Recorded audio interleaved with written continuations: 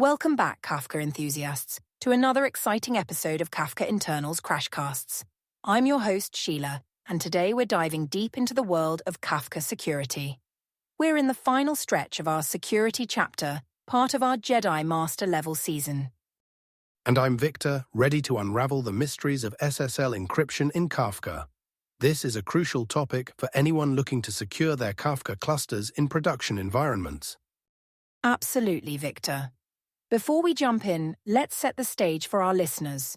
We've already covered SSL authentication and access control lists, ACLs, in Kafka.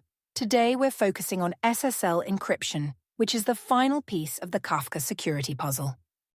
That's right, Sheila. And for our listeners, it's important to note that while we'll be discussing some technical concepts, we'll break them down in a way that's easy to understand, even if you're not a security expert. Perfect, Victor. Now, let's kick things off with a quiz question for our listeners. Here's a tricky one. In the context of SSL, what does the acronym TLS stand for, and how does it relate to SSL? Ooh, that's a great question, Sheila. It's not as straightforward as it might seem. I'm sure many of our listeners might be scratching their heads, wondering about the connection between SSL and TLS. Without giving away the answer, I'd say this question really gets to the heart of understanding modern secure communication protocols. Indeed it does, Victor. Now, before we dive into SSL encryption in Kafka, could you give us a quick refresher on what SSL is and why it's important? Certainly, Sheila. SSL stands for Secure Sockets Layer. It's a protocol that establishes encrypted links between a web server and a browser, ensuring that all data passed between them remains private and secure. In essence, it's like a secure tunnel for your data to travel through. That's a great explanation, Victor. So how does this apply to Kafka specifically? Why do we need SSL in a Kafka cluster? Great question, Sheila. In Kafka, SSL serves multiple purposes. First and foremost, it encrypts the data in transit between Kafka brokers, producers, and consumers. This prevents eavesdropping and ensures that sensitive information isn't intercepted. Additionally, SSL can be used for client authentication, verifying that only authorized clients can connect to the Kafka cluster. I see. So it's not just about keeping the data secret, but also about verifying who's allowed to access it. That makes sense. Can you walk us through how SSL is typically implemented in a Kafka cluster? Absolutely. Implementing SSL in Kafka involves a few key steps. First, you need to generate SSL certificates for your Kafka brokers and clients. This usually involves creating a certificate authority, CA, and using it to sign certificates for each component in your Kafka ecosystem. That sounds complex. Is there an analogy we could use to make this easier to understand? Great idea, Sheila. Think of SSL certificates like passports. The certificate authority is like a government that issues these passports.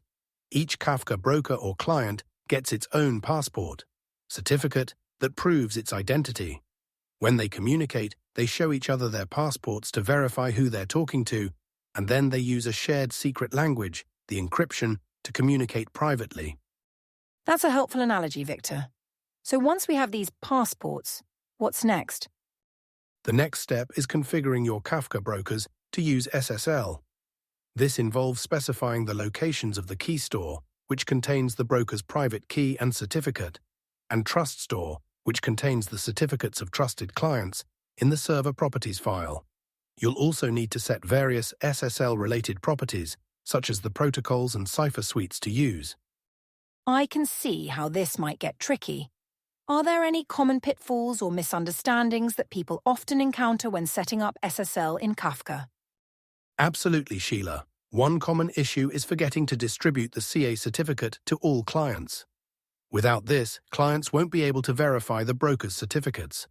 Another pitfall is misconfiguring the trust store, which can lead to connection errors. It's also crucial to remember that enabling SSL can have a performance impact, as encryption and decryption require additional processing power. Those are great points, Victor. Speaking of performance, how significant is the impact of SSL on Kafka's performance? The impact can vary, Sheila, but in general, you can expect a performance hit of around 30%, when enabling SSL. However, this can be mitigated by using more powerful hardware, especially CPUs with AES-NI support. That's Advanced Encryption Standard New Instructions, a feature that can significantly speed up encryption operations. Interesting. Now let's step it up a notch. Can you explain the difference between one-way and two-way SSL authentication in Kafka? Certainly, Sheila. In one-way SSL authentication, only the server, Kafka broker, authenticates itself to the client. The client verifies the server's certificate but doesn't provide its own. This ensures that the client is connecting to the right server and that the communication is encrypted, but it doesn't verify the client's identity. And two-way authentication? Two-way SSL, also known as mutual authentication, requires both the server and the client to authenticate each other. The client verifies the server's certificate, and the server also verifies the client's certificate. This provides an additional layer of security by ensuring that only authorized clients can connect to the Kafka cluster. That's really helpful, Victor. Now, I've heard that Kafka supports something called SSL endpoint identification. Can you explain what that is and why it's important? Great question, Sheila. SSL endpoint identification is a feature that helps prevent man-in-the-middle attacks. When enabled, the client verifies that the hostname in the broker's certificate matches the hostname it's connecting to. This ensures that an attacker can't intercept the connection by presenting a valid certificate for a different hostname. That sounds crucial for security. Are there any best practices you'd recommend for implementing SSL in Kafka? Absolutely, Sheila. First, always use strong cipher suites and protocols. Avoid outdated options like SSL v3. Second, regularly rotate your certificates to limit the damage if a private key is compromised. Third, use two-way SSL authentication when possible for maximum security. And finally, don't forget to secure your key stores and trust stores with strong passwords. Those are excellent tips, Victor. Now, before we wrap up, let's get back to our quiz question. Can you reveal the answer? Of course, Sheila. The answer to our quiz question is that TLS stands for Transport Layer Security. It's actually the successor to SSL. When people say SSL today, they're usually referring to TLS. As SSL is considered deprecated, TLS is essentially a more secure version of SSL, but the term SSL is still commonly used to refer to this type of encryption. Thank you, Victor. That's a great piece of information for our listeners to remember. To summarize today's episode, we've covered the importance of SSL encryption in Kafka, how to implement it, common pitfalls to avoid, and best practices to follow. We've also touched on advanced topics like one-way versus two-way authentication and SSL endpoint identification. Exactly, Sheila. And remember, while SSL adds a layer of complexity to your Kafka setup, it's an essential component of a secure, production-ready Kafka cluster. Absolutely, Victor. And with that, we've come to the end of our security chapter. We've covered SSL authentication, access control lists, ACLs, and now SSL encryption. These three components form the backbone of Kafka security. It's been quite a journey through Kafka security, Sheila.